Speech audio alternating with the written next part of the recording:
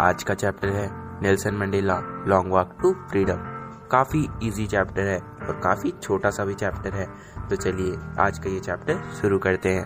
Nelson Mandela ANC party के one of the leader थे। ANC का full form African national Congress, और उन्होंने अपार्थाइड सिस्टम के अगेंस्ट बहुत सारी लड़ाइयाँ लड़ी थी, जिनके कारण नेल्सन मंडेला को 30 साल का प्रिजन भी हुआ था।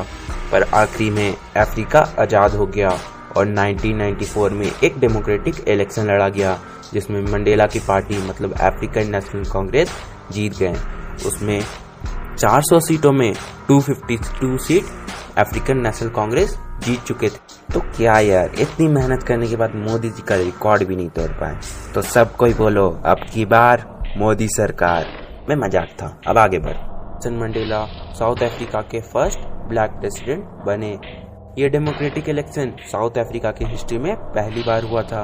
फिर एक इनॉग्रेशन सेरेमनी हुआ यूनियन बिल्डिंग पिठोरिया में, और इस सेरेमनी में 140 कंट्री से ज़्यादा कंट्री के लोग आए हुए थे। और नेल्सन मंडेला ने कहा कि अब इस ब्यूटीफुल लैंड में अब कोई भी दूसरे लोग आके ऑपरेशन नहीं करेंगे, मतलब दूसरों का राज अब यहाँ पे कभी नहीं होगा।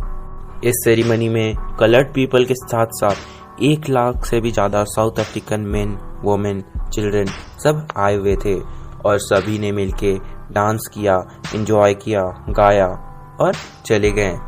10th में एक नया सवेरा लेके आया जो कि बहुत ही ब्राइट और क्लियर था, मतलब साफ और चमत्कारी था। वर्ल्ड के बड़े बड़े लीडर्स इस इनॉग्रेशन में आने वाले थे। ये आज तक अफ्रीका के सॉइल में आज तक का सबसे बड़ा गैदरिंग था, जिसमें इंटरनेशनल लीडर्स आने वाले थे। काफ़ी डिकेड्स से वाइट सुप्रीमेसी का राज था, और अब ब्लैक सुप्रीमेसी, ब्लैक नहीं बल्कि सभी तरह के सुप्रीमेसी का अब राज होगा। और इस इवेंट को rainbow gathering of different colours भी कहा गया है, क्योंकि इस सेरेमनी में डिफरेंट कलर्स के लोग, डिफरेंट रेसेस के लोग साथ मिलके आए हुए थे, और साथ मिलके नेशन के आगे चलाने की बात होने वाली थी, ताकि साउथ अफ्रीका का पहला डेमोक्रेटिक और नॉन रेशियल गवर्नमेंट को आगे बढ़ाया जा सके। सबसे पहले मिस्टर डी क्लर्क को बुलाया गया ताकि वो सेकेंड डिप्टी प्रेसिडेंट का शपथ ले सके। दूसरे में थैम्बो मेबिकी को बुलाया गया, जो कि फर्स्ट डिप्टी प्रेसिडेंट का शपथ लेने गए। और आखिरी में मेरा चांस भी आ ही गया और मैंने प्लेज लिया।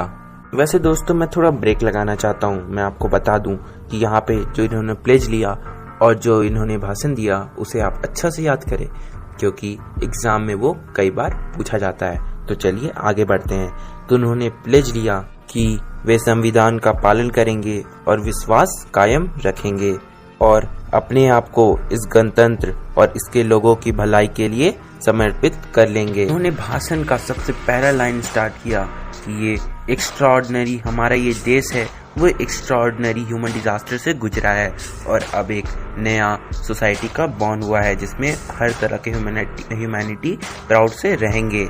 और उन्होंने कहा कि आज हमें ये रेयर प्रिविलेज मिला है कि हम अपने नेशन को होस्ट कर सके, और वो भी अपने ही देश में, अपने अफ्रीका के सॉइल में। और उन्होंने कहा, we thank to all of our international guests for coming in our inauguration. हम आखिर अपनी राजनीतिक स्वतंत्रता प्राप्त कर चुके हैं।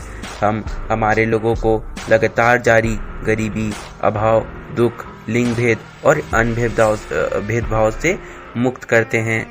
अब कभी भी और कभी भी ये नहीं होगा कि हमारी सुंदर धरती पे किसी और के द्वारा शोषण का अनुभव हो या अनुभव किया जाए। इतनी शानदार मानवीय उपलब्धि का सूर्य कभी नहीं छिपेगा। स्वतंत्रता को राज करने दो। भगवान अफ्रीका को वरदान दो। और एक बात बता दूं, जिस भी बंदे को ये स्पीच अच्छे से समझ में नहीं आया, वो कृपया बैक करे और वापस से समझे, क्योंकि एग्जाम के समय भगवान आपको वरदान देने नहीं आएंगे। चलो आगे बढ़ते हैं। कुछ समय बाद हम सभी ने अपनी आंखों को ऊपर उठाया, क्योंकि यूनियन बिल्डिंग के ऊपर दक्षिण अफ्रीका जेट, हेलीकॉप्टर और लड़ाकू विमान की एक शानदार नज़ारा था। यह न केवल एकदम सही तालमेल और फौजी शक्ति का प्रदर्शन था, बल्कि फौज का प्रजातंत्र एक नई सरकार जो ईमानदारी से और स्वतंत्रता से चुनी गई थी के प्रति वफादारी का भी एक अच्छा प्रदर्शन था।